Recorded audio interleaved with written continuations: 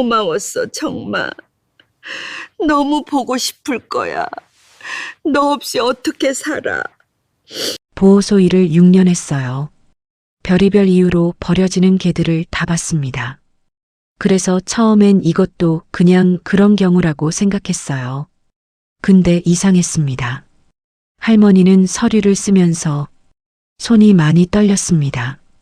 입양 사유란에는 딱 한 줄만 적혀 있었어요. 더 이상 돌보기 어렵습니다. 그게 전부였습니다. 돌아서서 나가실 때 개가 따라가려 했습니다. 근데 할머니는 한 번도 돌아보지 않았습니다. 그게 마지막이었습니다. 저는 며칠 뒤에야 알았습니다. 할머니가 뒤돌아보지 않았던 이유를요. 사연 시작 전 구독과 좋아요 눌러주시고 어디서 듣고 계신지 댓글 남겨주시면 그곳에 행운과 건강이 가득하길 진심으로 빌겠습니다. 두부가 들어온 건 1월 어느 월요일 저녁이었습니다. 보호소에서 일한 지 6년째였어요. 웬만한 건 다 봤다고 생각했습니다. 버려진 게, 다친 게, 너무 늙었다는 게, 아파트에서 못 키우게 됐다는 게, 이사 간다는 게, 아이가 알레르기가 생겼다는 게, 6년 동안 별의별 이유를 다 들었어요. 그래서 처음엔 두부도 그냥 그런 경우라고 생각했습니다. 할머니가 데려왔습니다. 오후 6시가 조금 넘은 시간이었어요. 70 조금 넘어 보이시는 작은 분이었습니다. 키가 작았고 보라색 누빔 점퍼가 어깨에서 조금 흘러내려 있었어요. 문을 열고 들어오는데 걸음이 느렸습니다. 한 손에는 두부 목줄을 쥐고 다른 손에는 작은 가방을 들고 계셨어요. 두부 밥그릇이랑 장난감 2개가 들어 있었습니다. 나중에 확인했어요. 접수 서류를 내밀었습니다. 할머니가 펜을 쥐었어요. 손이 많이 떨렸습니다. 글씨를 쓰는데 획이 제대로 나오지 않았어요. 한 줄 쓰고 나서 잠깐 쉬었습니다. 또 한 줄 쓰고 또 쉬었어요. 저는 옆에서 기다렸습니다. 재촉하지 않았어요. 이름란에 적혔습니다. 최말자. 나이란에 적혔어요. 75. 입양 사유란에는 이렇게만 적혀 있었습니다. 더 이상 돌보기 어렵습니다. 그게 전부였어요. 보통은 한 줄이라도 더 씁니다. 미안하다거나 어쩔 수 없다거나 잘 부탁한다거나. 근데 할머니는 그 한 줄만 쓰고 펜을 내려놓으셨어요. 두부는 말티즈였습니다. 흰 털에 까만 눈, 나이는 11살. 소형견치고는 나이가 꽤 됐어요. 털은 깔끔하게 정돈돼 있었습니다. 귀 안쪽도 깨끗했어요. 누군가 꼼꼼하게 돌봐온 개라는 게 한눈에 보였습니다. 할머니 품에서 나오지 않으려 했어요. 할머니가 달래서 겨우 바닥에 내려놓았는데 두부는 곧장 할머니 발 옆에 붙어 앉았습니다. 목줄을 제가 넘겨받으려 하자 두부가 뒤로 물러섰어요. 떠날 생각이 없었습니다. 할머니가 다시 몸을 굽혔습니다. 무릎이 좋지 않은지 천천히 조심스럽게 굽혔어요. 두부 얼굴을 두 손으로 감쌌습니다. 그리고 뭔가 말했어요. 아주 작은 목소리여서 들리지 않았습니다. 두부는 꼼짝하지 않고 할머니를 봤어요. 눈을 깜빡이지도 않았습니다. 그냥 봤어요. 할머니 눈이 빨개졌습니다. 울지는 않았어요. 입술을 꽉 다물었습니다. 그리고 천천히 일어섰어요. 두부 머리를 한 번 더 쓸었습니다. 손이 떨렸어요. 돌아서서 문 쪽으로 걸었습니다. 두부가 따라가려 했어요. 목줄이 팽팽해졌습니다. 제가 잡고 있었어요. 두부가 앞발로 바닥을 긁었습니다. 낑낑거리는 소리가 났어요. 할머니는 돌아보지 않았습니다. 한 번도. 문이 닫혔습니다. 두부는 한동안 문을 봤어요. 소리도 내지 않았습니다. 그냥 봤어요. 열릴 것 같아서 보는 건지 그냥 보는 건지 알 수 없었습니다. 저는 두부를 캔넬로 데려갔어요. 문을 열자 두부가 안으로 들어갔습니다. 냄새를 맡았어요. 이쪽 저쪽을 돌아봤습니다. 그리고 구석으로 갔어요. 가장 어두운 구석이었습니다. 거기서 몸을 웅크렸어요. 최대한 작아지려는 것처럼 가져온 밥그릇을 앞에 놔줬습니다. 냄새를 한 번 맡더니 고개를 돌렸어요. 장난감도 내밀어 봤습니다. 관심이 없었어요. 할머니 가방에서 꺼낸 방석을 깔아줬습니다. 두부는 방석 냄새를 맡더니 그 위에 턱을 올렸어요. 그리고 눈을 감지 않았습니다. 문 쪽을 봤어요. 처음엔 다들 그렇습니다. 저는 그렇게 생각하면서 다음 캔넬로 넘어갔어요. 저녁 사료를 챙겼습니다. 청소를 했어요. 퇴근 준비를 했습니다. 마지막으로 불을 끄기 전에 한 번 더 봤어요. 두부는 그대로였습니다. 구석에 웅크린 채 문을 보고 있었어요. 보호소 안이 조용해졌는데도 움직이지 않았습니다. 다른 개들은 불이 꺼지면 눕거나 잠들었어요. 두부는 앉아 있었습니다. 기다리는 것처럼. 저는 불을 껐습니다. 문을 닫았어요. 그게 틀렸다는 걸 며칠 뒤에 알았습니다. 첫째 날은 그냥 넘겼습니다. 새로운 환경에 오면 밥을 안 먹는 개들이 있었어요. 낯선 냄새, 낯선 소리, 옆 캔넬에서 지저대는 개들. 스트레스를 받으면 식욕이 떨어지는 건 당연한 일이었습니다. 하루 이틀은 기다려보는 게 맞았어요. 둘째 날도 밥그릇이 그대로였습니다. 좋은 걸로 바꿔봤어요. 보호소에서 아끼는 습식 사료였습니다. 닭고기 냄새가 진하게 났어요. 코앞에 가져다 댔습니다. 두부가 냄새를 맡았어요. 그리고 고개를 돌렸습니다. 물은 조금 마셨어요. 그나마 다행이었습니다. 사흘째 아침이었어요. 출근하자마자 두부 캔넬로 갔습니다. 밥그릇은 어제 내려놓은 그대로였어요. 물그릇도 거의 줄지 않았습니다. 두부는 구석에 웅크린 채 문을 보고 있었어요. 그런데 이상한 게 있었습니다. 눈밑이 젖어 있었어요. 처음엔 눈곱인가 했습니다. 휴지로 닦아줬어요. 두부는 피하지 않았습니다. 그냥 가만히 있었어요. 1시간 뒤에 다시 봤습니다. 또 젖어 있었어요. 눈물이었습니다. 눈밑을 타고 흰 털 사이로 흘러내린 자국이 있었어요. 선명했습니다. 저는 6년 동안 이 일을 했어요. 눈이 충혈돼서 눈물이 나는 개도 봤고 알레르기로 눈물이 많은 개도 봤습니다. 근데 이건 달랐어요. 염증이나 알레르기가 아니었습니다. 두부는 울고 있었어요. 같이 일하는 지수한테 말했습니다. 두부 좀 이상한 것 같아. 왜요? 눈물이 나. 근데 눈은 멀쩡하거든. 밥도 사흘째 안 먹고. 지수가 캔넬 쪽을 봤어요. 수의사 선생님 불러봐요. 수의사 선생님을 불렀습니다. 이것저것 검사를 했어요. 혈액 검사, 청진, 복부 촉진. 다 괜찮았습니다. 몸 어디에도 이상이 없었어요. 그냥 기다려봐요. 선생님이 말했습니다. 표정이 밝지 않았어요. 가끔 이런 애들 있어요. 적응하는데 시간이 걸리는 거예요. 선생님이 나가고 나서 저는 한참 두부를 들여다봤습니다. 두부는 캔넬 구석에 웅크린 채 문만 봤어요. 누가 복도를 지나갈 때마다 귀를 세웠습니다. 발소리가 가까워지면 몸을 조금 앞으로 기울였어요. 그리고 할머니가 아니면 다시 귀를 내렸습니다. 몸도 다시 내렸어요. 그걸 하루에 수십 번 반복했습니다. 점심을 먹으면서도 자꾸 두부 생각이 났어요. 밥을 먹다가 일어나서 한 번 더 봤습니다. 두부는 그대로였어요. 아무것도 달라지지 않았습니다. 할머니 연락처로 전화를 했어요. 8번 울렸습니다. 받지 않았어요. 문자를 남겼습니다.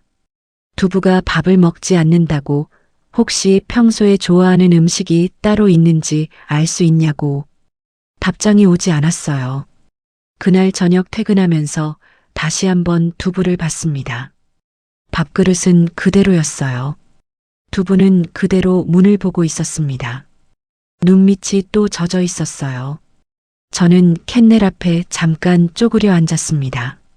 두부야. 불러봤어요. 두부가 귀를 세웠습니다. 저를 봤어요. 그리고 다시 문을 봤습니다. 할머니가 아니었으니까요. 저는 일어섰습니다. 불을 끄면서 생각했어요. 내일은 좀 먹겠지. 그런데 먹지 않았습니다. 넷째 날도 다섯째 날도 다섯째 날 아침이었습니다. 두부 눈이 많이 꺼져 있었어요. 갈비뼈가 보이기 시작했습니다.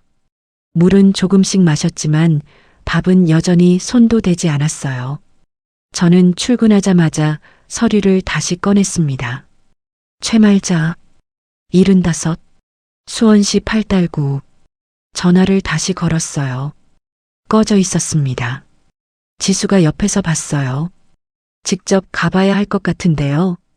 저도 그 생각을 하고 있었습니다. 뭔가 이상했어요. 전화를 안 받는 것도, 문자 답장이 없는 것도, 할머니가 떠나던 날 표정도 자꾸 떠올랐습니다. 한 번도 돌아보지 않던 뒷모습이. 같이 가요. 지수가 먼저 말했어요. 방문하기 전날 밤이었습니다. 저는 집에서 두부 접수 서류를 다시 들여다봤어요.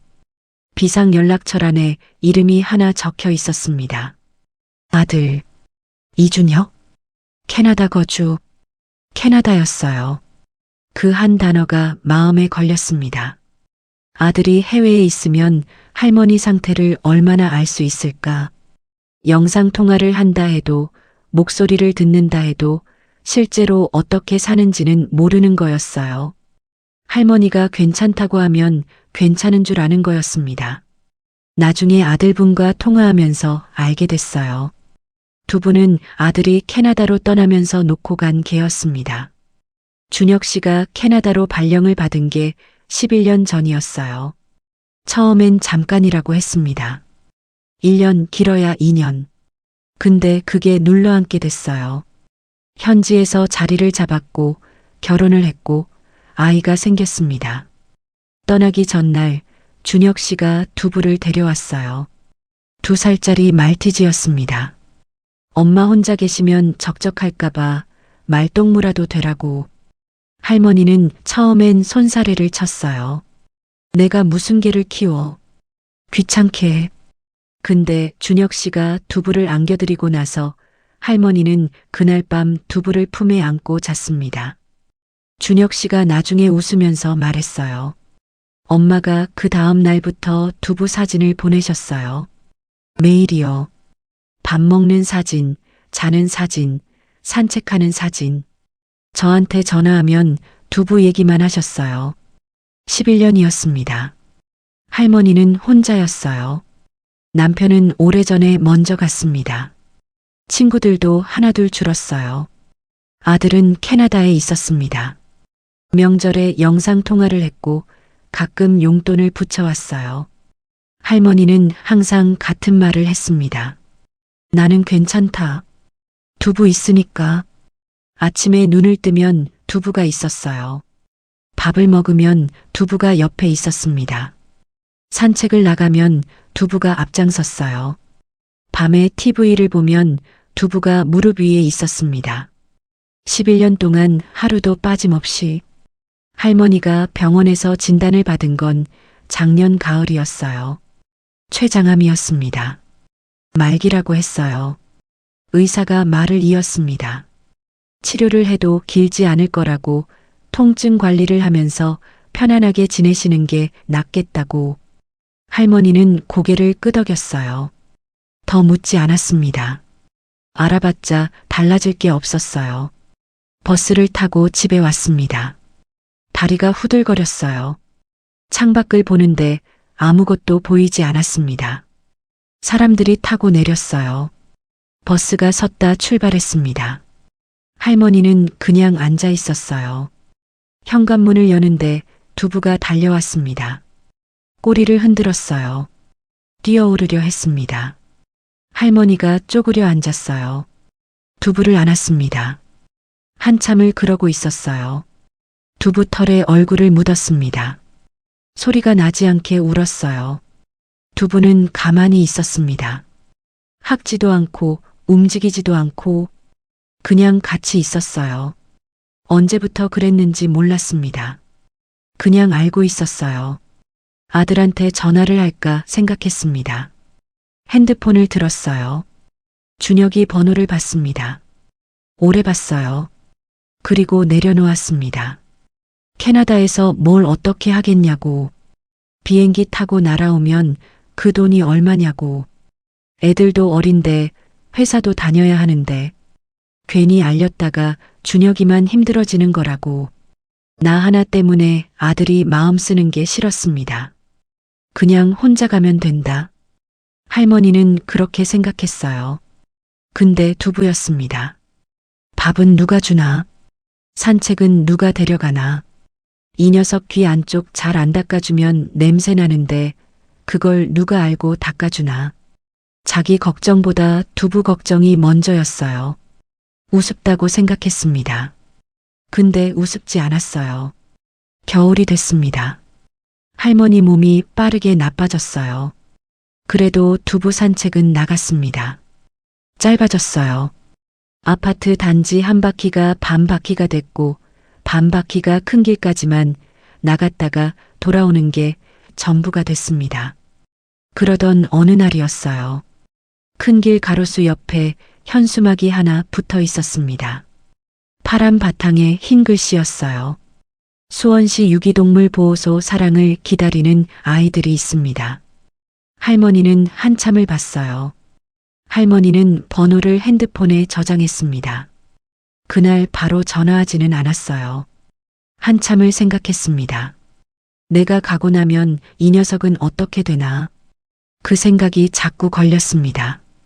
돌아오는 길에도 밥을 먹으면서도 잠들기 전에도 두부는 그런 할머니 옆에 붙어 앉아 있었어요. 아무것도 하지 않았습니다. 그냥 같이 있었어요. 1월이 됐어요. 어느 밤 두부를 안고 앉아서 오래 생각했습니다. 창밖에 바람이 불었어요. 두부가 잠들어 있었습니다. 따뜻했어요. 이 녀석을 두고 내가 어떻게 가나? 그 생각이 떠나지 않았습니다. 내가 먼저 보내야겠다. 결정했어요. 자기가 죽는 걸 두부한테 보이고 싶지 않았습니다. 이 녀석이 그걸 보면 얼마나 무섭겠냐고. 그러면 안 됐어요. 편지를 썼습니다. 손이 많이 떨렸어요. 글씨가 제대로 나오지 않았습니다. 여러 번 다시 썼어요. 두부밥은 따뜻하게 데워서 주세요. 귀 안쪽을 가끔 닦아줘야 합니다. 산책은 천천히 나가주세요. 쓰면서 눈물이 났습니다. 이게 두부한테 해줄 수 있는 마지막이었어요. 월요일 저녁이었습니다. 할머니는 두부 밥그릇을 챙겼어요. 장난감 2개를 챙겼습니다. 가방에 넣었어요. 두부 목줄을 채웠습니다. 현관문을 나서는데 두부가 뒤를 돌아봤어요. 집을 봤습니다. 그리고 할머니를 봤어요. 할머니는 계속 걸었습니다. 저는 그날 밤 할머니가 어떤 마음으로 걸어가셨는지 몰랐어요. 알게 된 건 한참 뒤였습니다. 할머니 집 문을 열고 나서야 알았어요. 지수랑 같이 차를 타고 갔습니다. 수원 팔달구였어요. 오래된 빌라들이 모여있는 동네였습니다. 골목이 좁았어요. 화단에 말라버린 꽃들이 있었습니다. 누군가 여름에 심어놓고 겨울이 되면서 그냥 둔 것들이었어요. 할머니 집은 3층이었습니다. 계단을 올라가다가 지수가 먼저 봤어요. 저거 봐요. 현관 앞이었습니다. 신문이 쌓여 있었어요. 비닐에 쌓인 채로 아무도 걷어가지 않은 채로 하나, 둘, 셋. 3개였습니다. 월요일, 화요일, 수요일. 두부가 들어온 날부터였어요. 지수가 제 팔을 잡았습니다. 아무 말도 하지 않았어요. 잡은 것만으로 충분했습니다. 초인종을 눌렀어요. 반응이 없었습니다. 한 번 더 눌렀어요. 없었습니다. 문을 두드렸어요. 할머니, 저 보호소 직원인데요. 두부 때문에 왔어요. 조용했습니다. 문손잡이를 잡았어요. 잠겨 있지 않았습니다. 문을 열었어요. 냄새가 먼저 왔습니다. 달고 이상한 냄새였어요. 뭐라고 설명하기 어려운 냄새였습니다. 지수가 숨을 멈추는 게 느껴졌어요. 거실에 불이 하나 켜져 있었습니다. 작은 집이었어요. 소파 하나, 작은 TV, 밥상, 벽에 사진 몇 장이 걸려 있었습니다. 아들로 보이는 젊은 남자 사진, 두부 사진, 그리고 좀 더 젊은 시절의 할머니 사진. 웃고 있었어요. 창가 쪽 안락의자에 할머니가 앉아 계셨습니다. 보라색 누빔 점퍼 그대로였어요. 무릎에 담요가 덮여 있었습니다. 눈을 감고 계셨어요. 고개가 살짝 뒤로 기울어져 있었습니다. 주무시는 것 같았어요. 주무시는 게 아니었습니다. 지수가 119에 전화했어요. 저는 움직이지 못했습니다. 그냥 서 있었어요. 할머니 얼굴을 봤습니다. 표정이 편안했어요. 고통스러운 표정이 아니었습니다. 그냥 조용히 잠드신 것 같은 얼굴이었어요. 옆 탁자에 뭔가 있었습니다. 약병 3개였어요. 다 비어 있었습니다. 그리고 물컵 하나, 그리고 편지 한 장이었어요. 할머니 글씨였습니다. 떨리는 글씨였어요. 천천히 읽었습니다.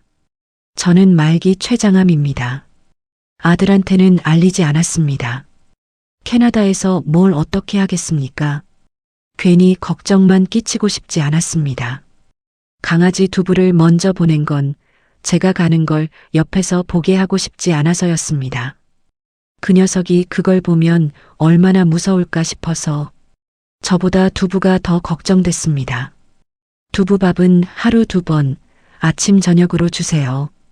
꼭 따뜻하게 데워서요. 차가운 거 별로 안 좋아합니다.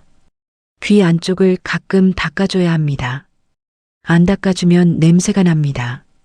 산책은 하루 1번이면 됩니다. 많이 걷지 않아도 됩니다. 바깥 냄새 맡는 걸 좋아하니까 천천히 나가주세요. 좋은 곳으로 보내주세요. 그 녀석은 좋은 데 가야 합니다. 최말자. 편지를 다 읽고 나서 한참을 서 있었어요. 자기 죽음보다 두부 끼니를 먼저 걱정하신 분이었습니다. 전부 다요.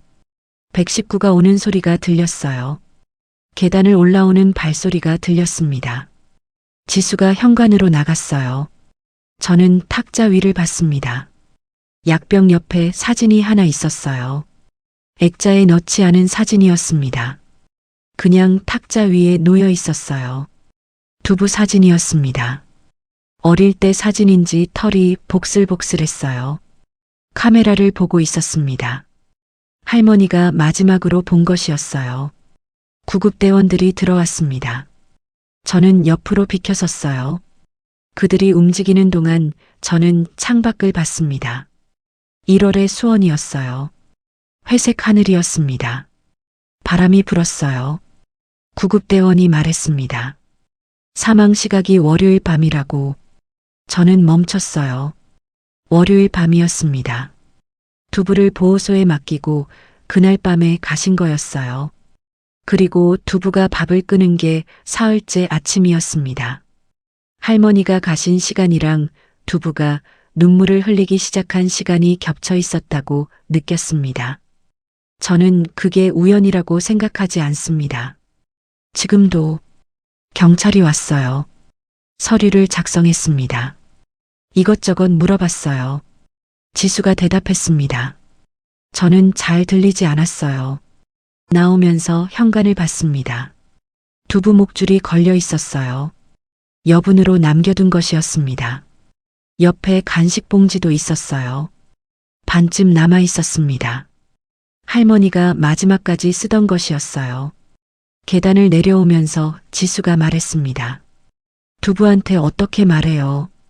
저는 대답하지 않았어요. 차에 탔습니다. 지수도 탔어요.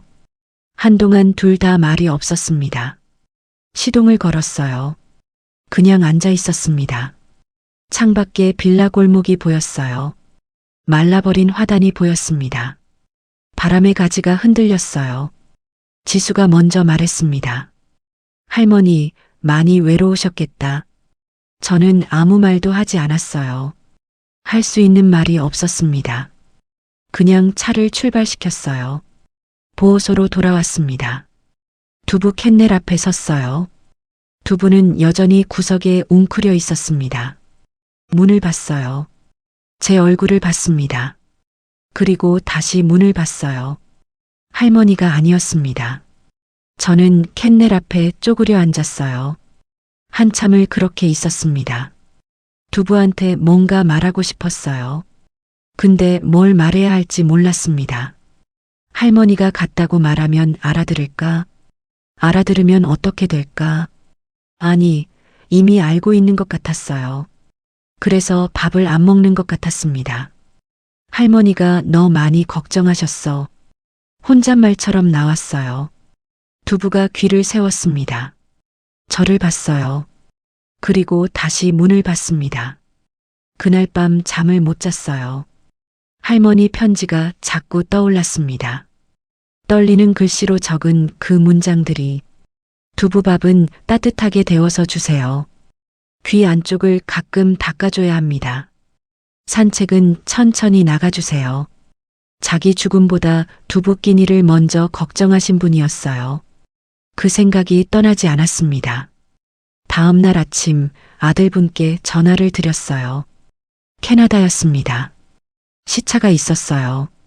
전화를 받으셨습니다. 목소리가 낮았어요. 이미 경찰한테 연락을 받으신 것 같았습니다. 두부는요. 첫 마디가 그것이었어요. 저희가 돌보고 있어요. 한참 말이 없었습니다.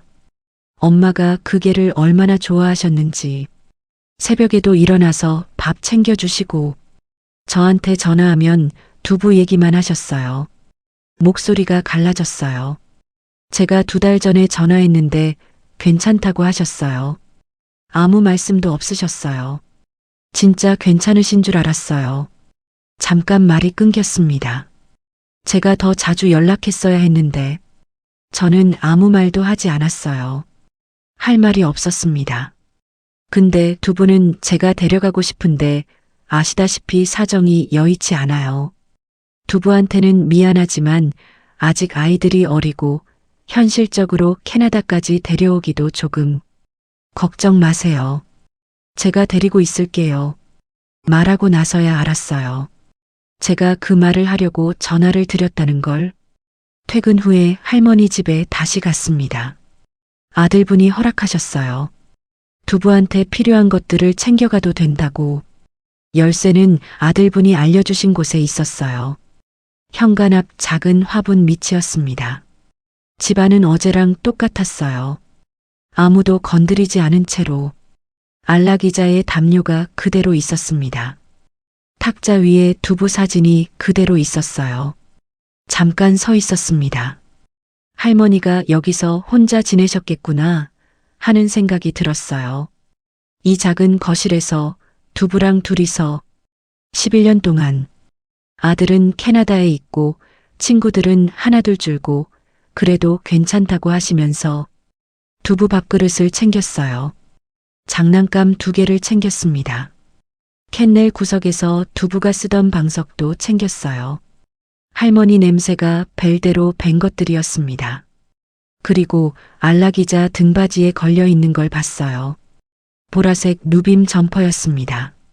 할머니가 보호소에 오셨던 날 입고 오셨던 것과 똑같은 점퍼였어요.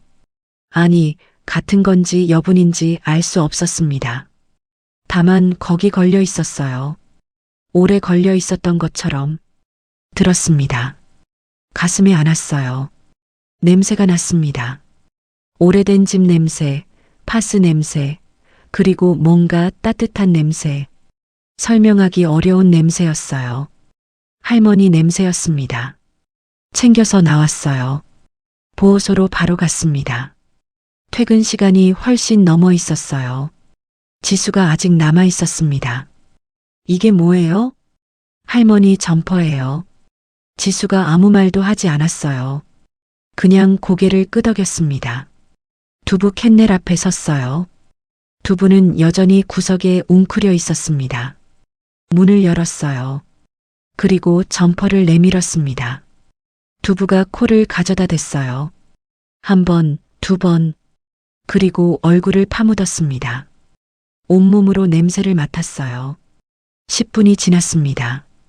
두부가 얼굴을 들었어요. 저를 봤습니다. 처음으로 제대로 봤어요. 보호소에서는 항상 문만 봤는데 이번엔 저를 봤습니다. 저도 두부를 봤어요. 까만 눈이었습니다. 크고 둥근 눈이었어요. 할머니가 11년 동안 매일 봤을 눈이었습니다. 두부가 밥그릇 쪽으로 걸어갔어요. 천천히 고개를 숙였습니다. 밥을 먹었어요. 조금이었습니다. 몇 알 안 됐어요. 그래도 먹었습니다. 저는 그 자리에서 울었어요. 6년 동안 이 일을 하면서 운 적이 없었습니다. 웬만한 건 다 봤다고 생각했어요. 근데 그날은 울었습니다. 소리도 없이 그냥 눈물이 났어요. 두부는 밥을 다 먹지 않았습니다. 조금 먹고 멈췄어요. 그리고 점퍼 옆으로 가서 누웠습니다. 얼굴을 점퍼에 기댔어요. 눈을 감았습니다. 숨소리가 들렸어요. 느리고 고르게. 저는 한참을 그 앞에 앉아 있었어요. 두부가 잠드는 것을 봤습니다. 점퍼에 얼굴을 묻은 채로 조용히. 그날 퇴근하면서 결정했어요. 데리고 가기로 했습니다. 보호소보다 집이 나을 것 같았어요. 좁아도 낯설어도 적어도 혼자 있지는 않을 테니까 지수한테 말했습니다. 두부 내가 데려갈게. 잘 생각했어요. 그게 전부였어요. 더 말이 필요 없었습니다. 캐리어에 두부를 넣었어요. 할머니 점퍼도 같이 넣었습니다. 두부가 점퍼에 코를 박은 채로 가만히 있었어요. 집까지 오는 동안 소리 하나 내지 않았습니다. 두부는 조금씩 나아졌습니다. 처음엔 몇 알씩이었어요. 그게 반그릇이 됐고 반그릇이 한 그릇이 됐습니다. 보라색 점퍼 옆에서 잤어요. 매일 밤 거기서 잤습니다. 점퍼에서 떨어지지 않으려 했어요. 저는 할머니가 편지에 쓴 대로 했습니다. 밥은 하루 2번 따뜻하게 데워서 줬어요.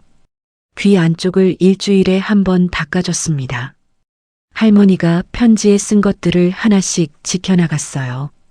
할머니가 11년 동안 그렇게 하셨을 것 같았습니다. 2주쯤 지났을 때였어요. 퇴근하고 들어오는데 두부가 현관 앞에 앉아 있었습니다. 처음엔 그냥 앉아 있는 줄 알았어요. 근데 꼬리를 흔들고 있었습니다. 제가 들어오는 걸 보고 흔든 것이었어요. 처음이었습니다. 저를 보고 꼬리를 흔든 게 처음이었어요. 보호소에서도 집에 데려온 뒤로도 한 번도 없었습니다. 항상 문을 받고 할머니를 기다렸어요. 근데 그날은 저를 봤습니다. 저는 그 자리에서 한참을 서 있었어요. 두부가 다가왔습니다. 제 발 옆에 앉았어요. 그리고 올려다 봤습니다.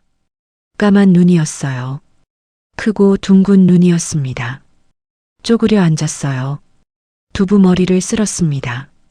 두부가 피하지 않았어요. 눈을 가늘게 떴습니다. 잘 지내보자, 우리. 혼잣말처럼 나왔어요.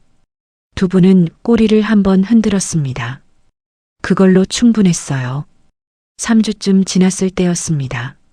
아침에 일어나니 두부가 현관 앞에 앉아 있었어요. 목줄을 입에 물고 있었습니다. 거리에서 스스로 내린 것이었어요. 저를 봤습니다.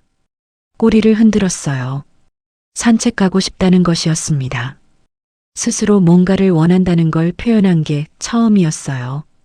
저는 얼른 외투를 걸쳤습니다. 목줄을 채웠어요.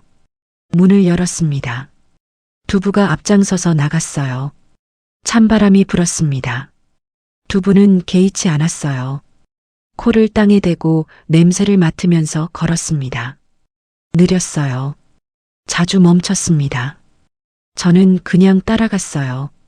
골목 끝에서 두부가 멈췄습니다. 햇볕이 드는 자리였어요. 1월치고는 포근한 햇볕이었습니다. 두부가 그 자리에 앉았어요. 눈을 가늘게 떴습니다. 햇볕을 받았어요.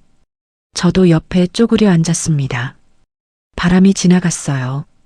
두부 흰 털이 살짝 날렸습니다. 두부는 움직이지 않았어요. 그냥 햇볕 속에 있었습니다. 눈을 감았어요. 할머니랑 매일 이렇게 앉아 있었을 것 같았습니다. 이 자리는 아니어도 이런 햇볕 아래서 11년 동안 한참을 그렇게 있었어요. 말이 필요 없는 시간이었습니다. 두부를 정식으로 입양했어요. 서류를 쓰면서 손이 조금 떨렸습니다. 이상하게도 떨렸어요. 6년 동안 수십 건의 입양을 받는데 정작 제가 쓰려니 떨렸습니다. 지수가 옆에서 봤어요. 잘하는 거예요. 그러게. 할머니도 좋아하실 것 같은데요. 저는 아무 말도 하지 않았어요. 근데 그 말이 이상하게 위로가 됐습니다. 지금 두부는 제 옆에 있어요. 보라색 점퍼 옆에서 잡니다.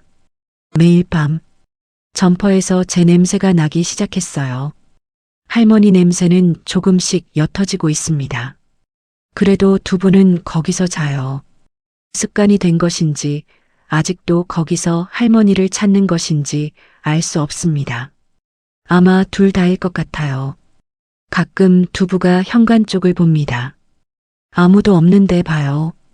귀를 세웠다가 내립니다. 그리고 다시 눈을 감아요. 뭘 보는 건지 모르겠습니다. 다만 저는 그 순간마다 생각해요. 할머니가 보호소 문을 나서면서 한 번도 돌아보지 않으셨던 것을 돌아보면 못 갈 것 같아서였을 것입니다. 눈물이 났을 거예요. 그래도 걸으셨을 것입니다. 두부를 위해서.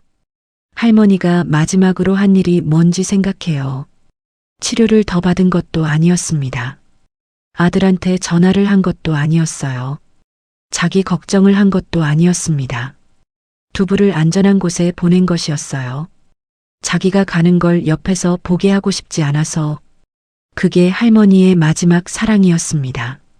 말 한마디 없이 아무도 모르게 조용히 저는 두부 머리를 쓸었어요. 두부가 눈을 떴습니다.